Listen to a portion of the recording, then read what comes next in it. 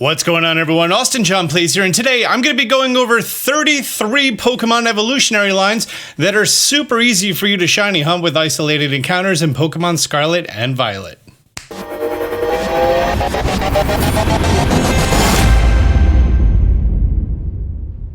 You may have seen my video on isolated encounter shiny hunts, which my belief is it's the most effective way to shiny hunt in this game, to the point that you may get multiple shiny Pokemon within a half-hour sandwich. It can be done at any point in the game, however, once you're in the post-game and you have the shiny charm and you have access to Herba Mystica, you're gonna have much better results while doing this. In my first video, I talked about several different Pokemon that you can actually go after, but then I realized there was a lot of information I needed to sort out, and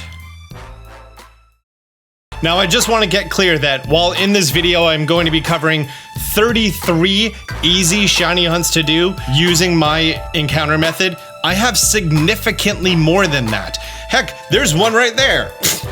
That's me going for Orthworm. He's not even in this video. That's how many I have, and to keep these videos at a reasonable length, I decided that I was going to do sort of parts.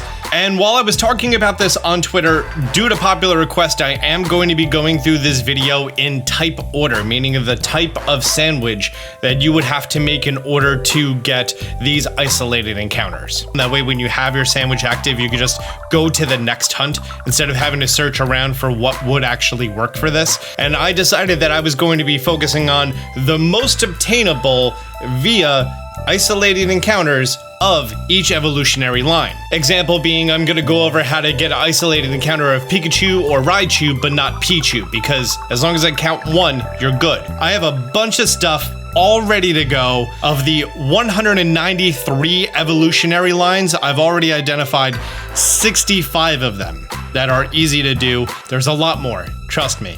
Well, stop talking, video starts. By the way, I hunted for Kilowattrel. All the rest of those shiny Pokemon I accidentally ran into while I was preparing this video starting last night. Once you have the shiny charm, you're just gonna come across a bunch that you're not even gonna really look for. The first type of Pokemon that we're going to be covering is Fire type, because Fire type is the easiest type of Pokemon to isolate encounter in the entire game. They're spread all throughout the place, and typically there's no other fire types that are present. First, if you come to the Asado Desert, Larvesta is going to be the only fire type that could spawn here, and I know this because I did a lot of these shiny hunts, and I used the screenshot recorder button. If you hold it down, it gives you your last 30 seconds, by the way. So I am just going to be going over the actual hunts in which I did this. As you're going through the desert, you're going to have some placed encounters like the Espathro over there. But Volcarona is going to be very noticeable, as its little things that stick out are yellow instead of red. Next is going to be grouped together, because in Zapopico, you are going to be able to find Carkol and Torkoal pretty much everywhere near and in the mines. And because the encounter pool is pulling for the second form, it's more likely to spawn in a pack. It's going to be very easy for you to compare the different Rolycolys that are next to each other. And while you are here, you are going to be finding Torkoal. These are the only two fire types, and the Torkoal is so vastly different from the Rolycoly that this is just kind of what you're looking at.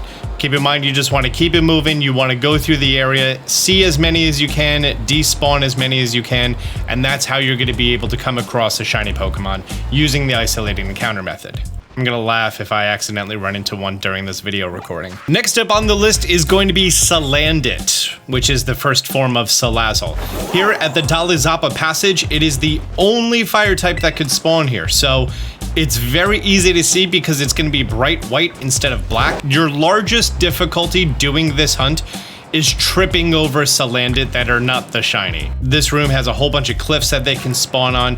You may actually want to do a Salazzle mass outbreak encounter, which can be done near the Psychic Town at the bottom part of the map, because you have to have a female Salandit for it to evolve into Salazzle, which is a 1-to-7 ratio. So if you come across a male Salandit, it will never evolve, and you may not be a fan of that. Next up is going to be Oricorio, and specifically we're going to be hunting the fire type. If you come to Artisan, it's actually going to be the only fire type that's going to spawn right outside of town. And if you saw my video about how to duplicate shiny Pokemon, that has been patched. You can actually just come to the edge of the grass, look around. If you don't see it, and it's gonna be black, so it's gonna be very easy to see, all you have to do is just find the edge, there we go, walk into town, walk out of town. This is going to be one of the fastest ways for you to spawn shiny Pokemon. Also, you're going to come across some Charcadet here, although I do have a better place for Charcadet I'm going to cover briefly. If you ever want to change Oricorio's form from the fire type to a different type, all you have to do is go by the Nectar in Mesagoza. When I made my video discussing how to do the isolating encounter method, I did mention this very, very large piece of rock located right here next to the ruins where Spirit Tomb spawns directly south of Glisado Gym. This very large piece of rock right here, which is one of the exits of the Dalazapa passage, is a fantastic place for you to hunt down Pyroar because it's the only fire type that could spawn in this large piece of rock. In addition, its radius is just perfect that it's going to be easy for you to spawn ones that are on the side and in the middle. Be sure to check that entranceway, that's where my Litleo was. You may actually want to hold off on hunting down a Litleo or Pyroar because I actually just randomly ran across one while I was looking for a good place that you might be able to do an Oinkologne or pig name first form Oinkologne spawn. And yeah, there was just a little albino cub just hanging out waiting for me. Hi, it's me, Austin, the Growlithe Master Trainer from Pokemon Let's Go Pikachu and Eevee. Good news, if you wanted yourself a shiny Growlithe or Arcanine, all you have to do is come to the bamboo jungle right next to these falls. It's the only thing that spawns. Because this area is so packed with different types of Pokemon that can spawn, if you're driving around, you may see a bunch that are not Arcanine, like you'll come across Vaporeon and stuff. At the falls, if you plop down a picnic, once you pick up the picnic, you're just gonna see all 15 spawn in. There's 5, 10, 15, done. In that same video that I was talking about the isolated encounters, I'm gonna go to Research Station 2. I got myself a Camerupt in a very small amount of time because here in Area 0, there's a rock wall that has a very small pool of Pokemon that can be there. And because of that, this is actually a place that you can find several different types of fire type Pokemon. You can find Volcarona, although in my opinion, the Larvesta in the desert is better. But once you come to this rock wall, and especially if you come to the back, you can have all 3 packs of Camerupt spawn. If you see Talonflames, you're not close enough to the wall. Doing that, you should be able to find one no problem.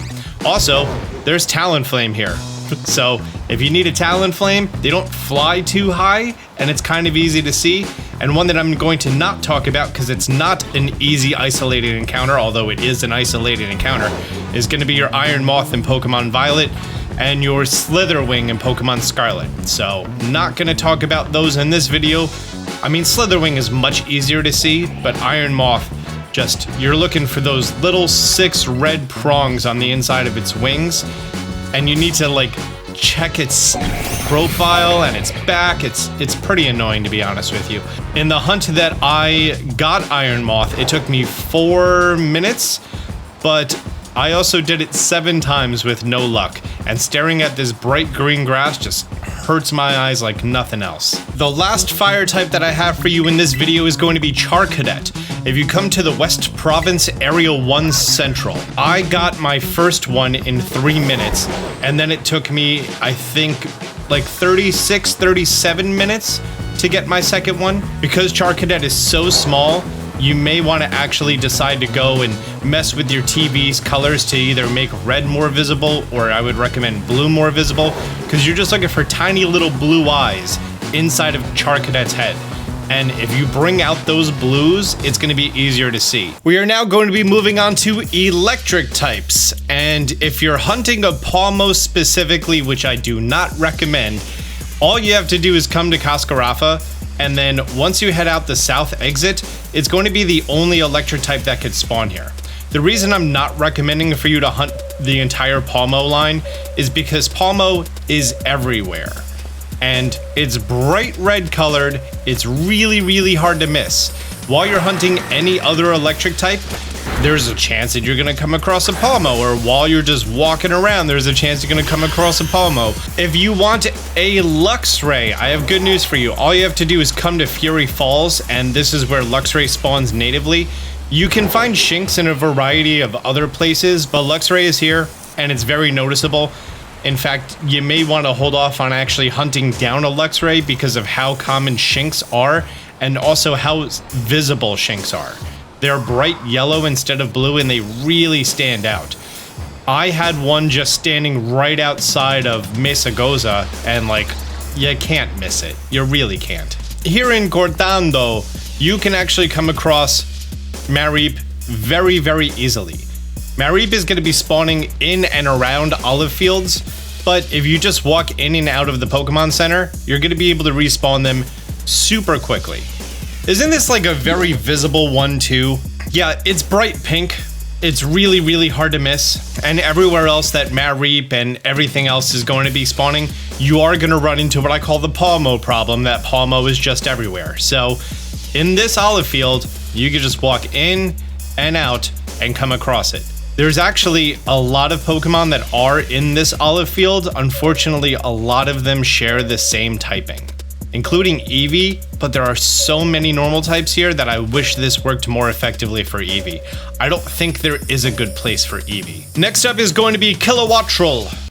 I love saying its name. At North Province Area 3, or as I'm going to refer to it as the North Lighthouse, which I haven't visited. I should go unlock that fast travel point. From this lighthouse, this is what I'm going to be calling the North Shore. And at this North Shore, which is North Province Area 3, Kilowattrel is going to be spawning all along here, all along the beach. It's going to be very easy to see.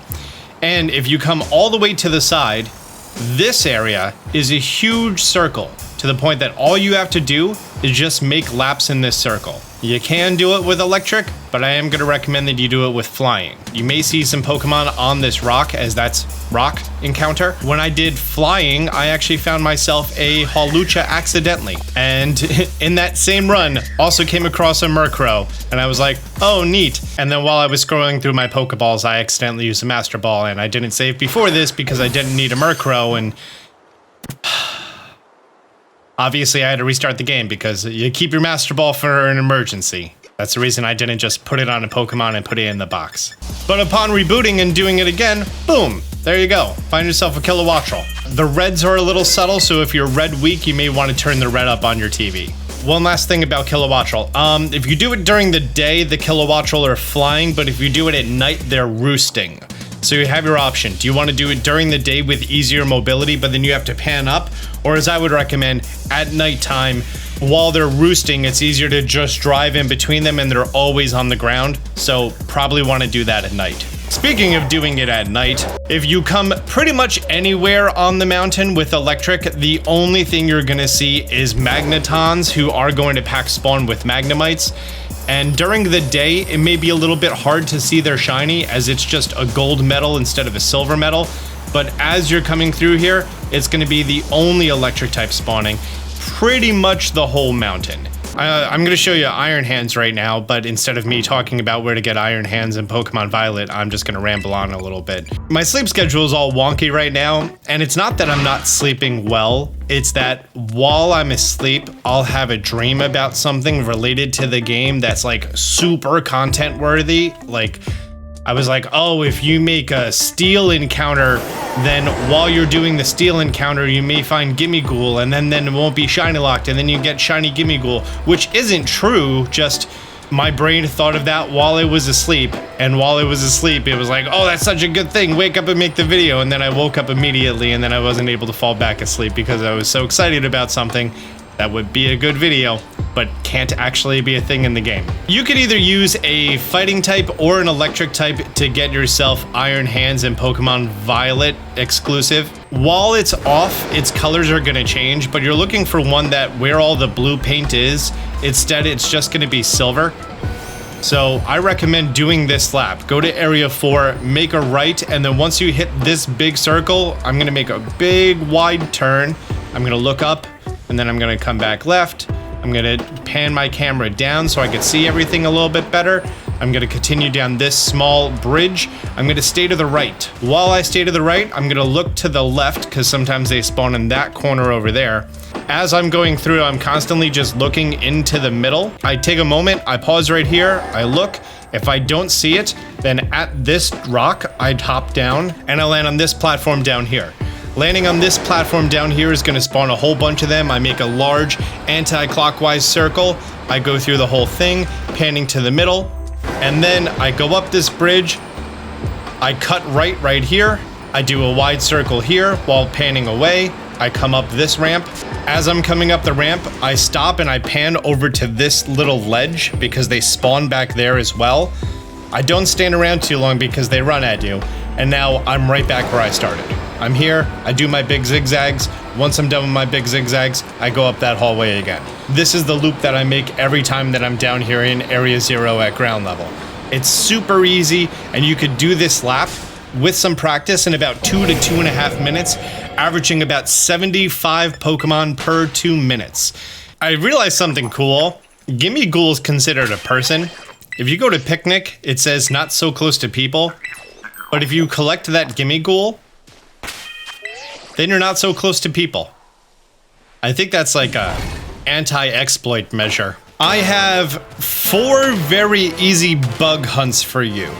At the Scarlet Trail, here you're going to be finding a whole bunch of Heracross, but more importantly, you're going to be finding Spidops.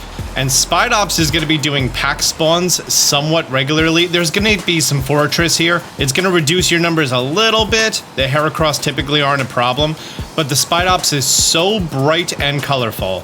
The Fortress is bright gold colored and very noticeable, and the Heracross is bright pink.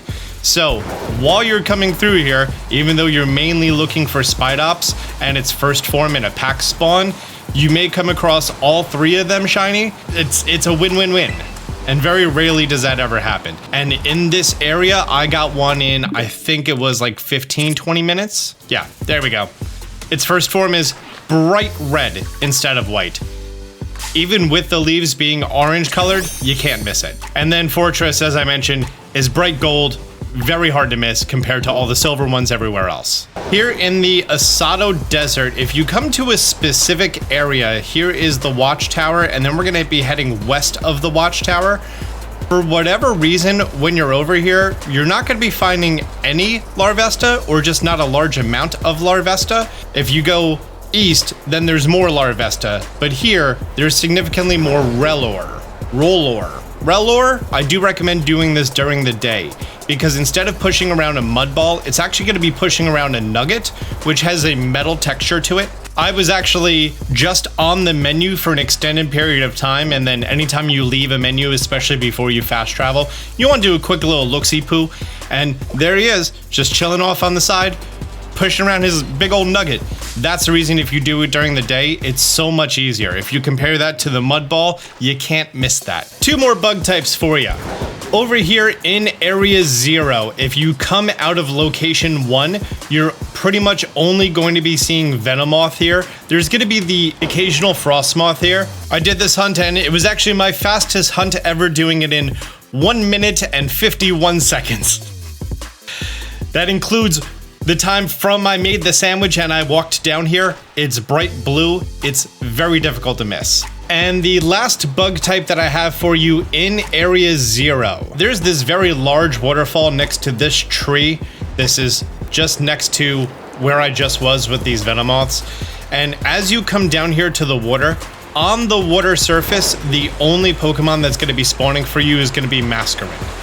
Now, Masquerain is not going to be very large, and because of how blown out it is all the time, it's actually kind of hard to see the Masquerain, because as you're going through here, it all kind of blends in, right? But its shiny form, instead of being a white, orange, red on the eyes, which are the wings, instead, it's actually going to be bright green colored, and it can even be near the perimeter.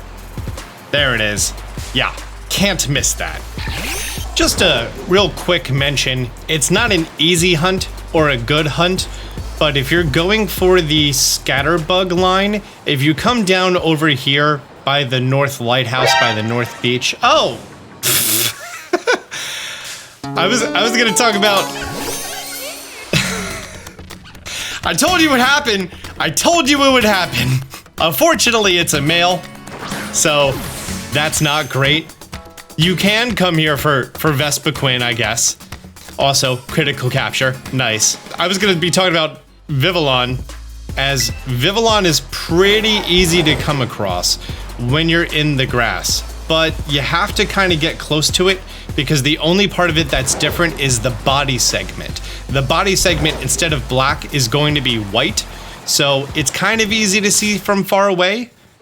Okay, next up we are going to be doing normal, and I'm pretty sure you know how to Chansey farm by now. And the same place that you're going to be Chansey farming, all on this grassy area by the North Beach Lighthouse. While you're doing these Chansey farms, you may have already come across a shiny Chansey. So that's how easy it is. You don't even need normal 3. You could do this with normal 2 or normal 1, which is just the regular ham sandwich. And as you're coming through here and knocking out a whole bunch of Chansey, you may just see the... isn't it like a pale green color? Next, we're going to be talking about Gumshoos and Yungoos.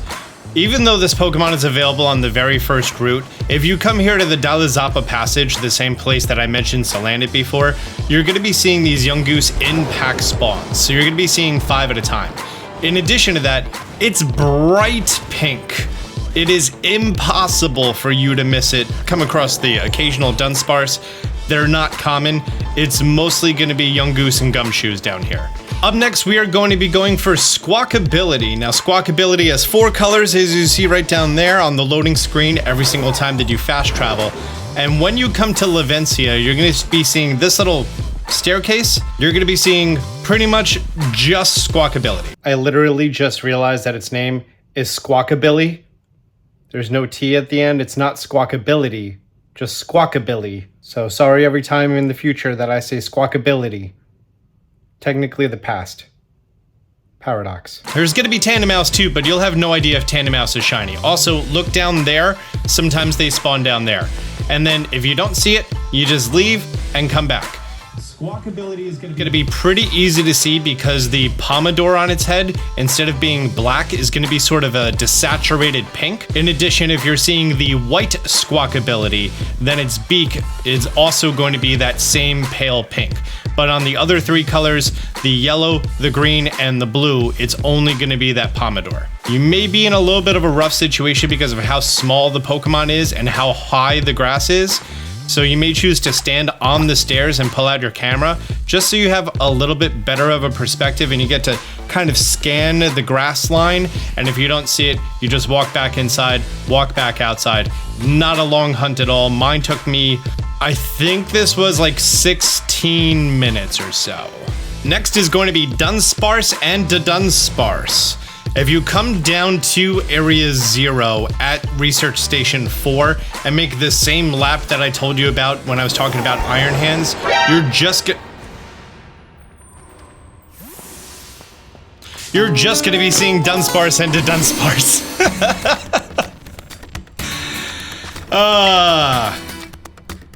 Come on, how do you not love that? And I got a crit. Is gonna evolve. I don't know what time of day it is. I want the Sunday mid-afternoon version. No, don't evolve. You could evolve, that's fine. While you're down here, you're gonna be seeing Dunsparce and Da Dudunsparce. And for the Da Dudunsparce, you're gonna be seeing the 2-segment versions, and I believe you can find the 3-segment versions. I don't know for a fact. What?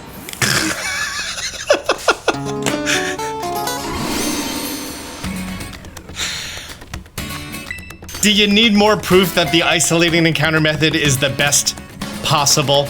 Do you need more proof? Because I can't give you more proof. Maybe one of them will be 3-segment. You never know. Oh, I should take you out of my party because again, I don't know what time of day it is. I'm underground in a place that it's always daytime. According to Cerebi, you're only going to be finding the 2-segment version down here. I don't know if it's possible for you to find the 3-segment Da Dudunsparce. I mean, at this point, you should just be able to catch 100 shiny Dunsparce until you get the 3-segment form, right? For that 1 out of 100 chance that the I just wanted to see. Nope, that's 2 segments. And number 2, also 2 segments. Making our way onto fairy type, we are going to be heading to the Casseroya Lake Islet. This area is a little rough with the frame rate and everything, but after going through the entire lake, I found a great place that you can shiny hunt Marill and Azumarill. This is where the Titan and the X-Titan are located. This Florida-like peninsula of land is actually going to be having just Marill and Azumarill for you. Now, for whatever reason, Marill and Azumarill can also spawn in the water, but sometimes you'll get Pokemon that aren't them spawning in the water, like that Burk. When you come to the peninsula, chances are that they're going to be spawning in the water. Marill is going to be a green color, and Azumarill is going to be a bright yellow color. Yesterday, while I was scouting out the locations for Marill and Azumarill, I found it, so it's pretty noticeable. Like, it's not just a dull green, maybe because it was nighttime it helped, but that's a very vibrant green. While you can independently hunt down Gallade and Gardevoir, it's much easier to find a Kirlia. Here at Levencia, East Province Area 2, if you walk down these stairs like we did for Squawkability before, all you have to do is just rezone up and down these stairs with the Fairy Encounter 3 on, and you are going to be finding your Kirlia over here. Keep in mind, it can spawn in that one little space right there. Its shiny is going to have a bright blue head, so it's going to be very hard for you to miss. I personally already have all the Gallade and Gardevoir that I need from PLA, so I don't need to do this hunt. That's for sure. While many Pokemon can be found in the Tag Tree Thicket, I typically do everything in my power to find any other place that they can spawn because of how poor the performance is in this area. However, Impidimp is so easy to see. It's running around as bright pink all the time, except the shiny is a bright blue, like a fluorescent blue. If you're gonna be in the southern area, they just spawn independently by themselves. However, if you head over across the water, where that little pondy pond is, if you're heading to the back where the Terra Graphii is, back there, you are going to be able to find yourself Morgrem, and Morgrem is going to be a pack spawn. Now, while you're here, there are other fairy types like Mimikyu, who on my scale of easiness, I rated it a 9. I don't think you could very easily see the difference between poorly saturated in the shade Mimikyu to black and white Mimikyu. I did this hunt when I was doing Charizard prep. That's how easy it is to spot. At nighttime, it's even easier to see. Morgrem is not going to be as bright, and the Impidimps are going to be brighter, but you cannot miss that blue. Speaking of Charizard prep, I wanted to get myself a shiny Dachsbun. For that, I went to South Province Area 6, and at Alfornada, I specifically went to this big round thing because the town radius is really weird. So if you stand right here in the corner and you walk out, there we go, found the line. It's going to be super easy for you to spawn in. There are going to be Sylveon here, but typically you are going to be getting 2 Dachsbun in pack spawns. This is a little bit easier to do at night. Remember how I just said that Mimikyu I rated a 9? Klefki I also rated 9. Next is going to be one of my new favorite Pokemon from this entire generation, and that's going to be Tinkatuff. From Zapapaco's north exit to the Dalazapa Passage, as you're on this cusp, you're going to be able to spawn a bunch of them in. The only thing is, because they're not a pack spawn and because they drag their hammer instead of holding their hammer,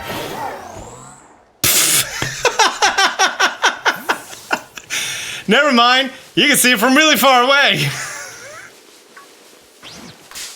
Really far away. There you go. Tinkatuff. It has a big brass hammer instead of the metal hammers. That's the regular one over there. And that's the shiny one right there.